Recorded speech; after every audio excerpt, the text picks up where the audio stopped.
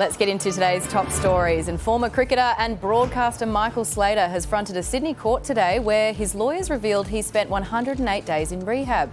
They're reportedly trying to get his domestic violence charges dealt with under the Mental Health Act. The magistrate has reserved his judgment. The matter returns to court next week. Crowded House has been forced to cut short its Australian tour after Neil Finn tested positive for COVID. There were only 4 concerts left to play in the Hunter Valley, Geelong, Canberra and Hobart. They'll now all need to be rescheduled. The triple-vaxxed Neil says he's only suffering mild symptoms. And a month after announcing her retirement from tennis, Barty's revealed her next sporting move. She'll be competing alongside some of sport's biggest names in the inaugural Icon Series golf tournament in New Jersey in June. It's a 9-hole match play format. Her team will be led by former world number 1 Ernie Els.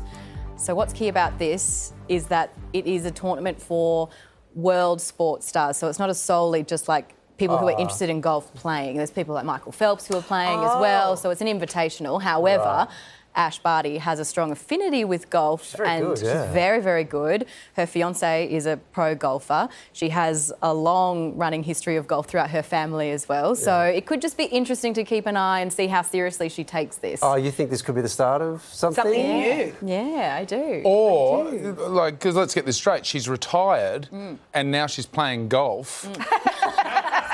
She's just living every Aussie dad's dream. I'm reading too much into this? Okay. And news just in, she's just moved to Florida. So It's all happening. It's all happening. Let's get some more news as well. And imagine finding a visitor like this on your front lawn. Patrolling police officers spotted this huge alligator wandering along a suburban street in Sarasota, Florida. Speaking of Florida, this is a hard no. Look out. They issued a warning to local residents, but the gator wasn't interested in the neighbours, just a nearby lake. Nah, so that's menacing. a no.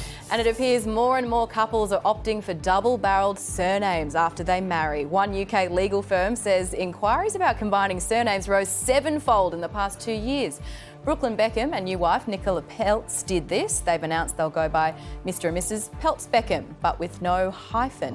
So does that mean that it is a double-barrelled surname? Oh, it's controversial. With no hyphen? Well, I feel like that relegates her name, Peltz, to a middle name, which means it could just conveniently get dropped off quite easily. Oh, you just go back to Beckham. Yeah, and so he looks like a good bloke. Oh, yeah, no, it's equal. It isn't, is it? But the other way of Should be looking at Beckham it Peltz. is she got first. Oh, well, yeah, okay. And don't forget, he had to sign the prenup.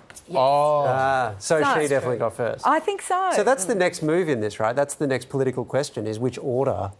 Like, you can never ultimately resolve this, right? Well, but what happens when you have a double-barrelled surname, you marry someone with a double-barrelled surname, do you then double-barrel the double-barrelled? It's a quadruple barrel surname. Yeah. And in 4 generations, it's 32 surnames. We won't be able to get to a sentence. You know what we say? Thank God for divorce. Yeah. You get to drop some of them.